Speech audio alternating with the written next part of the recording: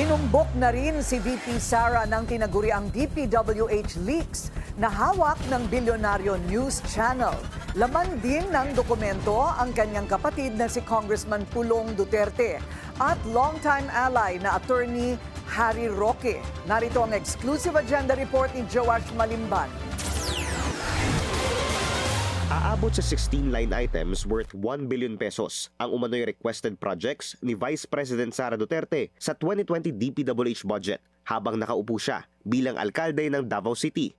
Ayon yan sa tinaguriang DPWH leaks o ang mga dokumentong nakuha ng Billionaire News Channel na nagdedetalye sa mga proponent o sponsor ng mga proyektong inilalatag ng DPWH sa kanilang budget proposals. Bilang paglilinaw, hindi BICAM o budget insertions ang laman ng mga dokumentong ito. Ito ang mga line items para sa DPWH budget proposal na ipinepresenta at pinagtatalunan sa Kongreso bago maging General Appropriations Act o GAA.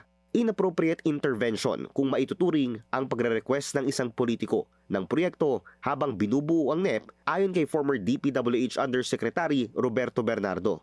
Dahil dapat namang galing ang budget proposal sa mga opisyal lamang ng DPWH.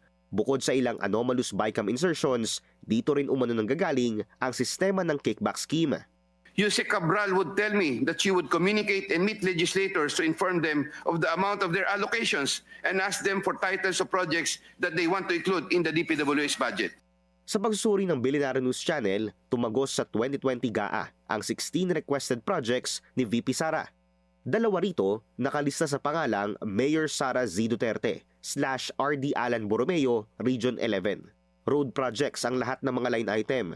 15 ang makikita sa Davao City, samantalang isa naman sa Davao del Sur. Bukod kay VP Sara, nakita rin namin ang pangalan ng kapatid nito na si Davao City Representative Paulo Duterte. 16 line items din ang umano'y requested ng kongresista na aabot ang halaga sa mahigit 764 million pesos. 40 ng kumpirmadong lumusot sa GAA. Ang 3 million pesos rehabilitation ng isang multipurpose building sa Davao City, nakita naming may kaparehong budget sa 2020 GAA, pero completion na ang nakalagay rito at hindi rehabilitation. Ang isang 149 million peso road project naman sa Davao City, tila nahati sa dalawa pero napunta pa rin sa iisang kontraktor. Lahat ng proyekto matatagpuan din sa Davao City. Samantala, 4 na proyekto rin ang nakalista kung saan ang nakalagay na proponent ay si former presidential spokesperson, Attorney Harry Roque. 2 ang tumagos sa GAA worth 2 million pesos each. Ang 4 na requested items ay matatagpuan sa Ifugao, Batangas, Cavite at Laguna. Sinisika pa namin kunin ang panig ng mga Duterte at ni Roque, pero wala pa silang tugon sa aming mga mensahe. Para sa agenda, Joash Malimban, Billionaire News Channel.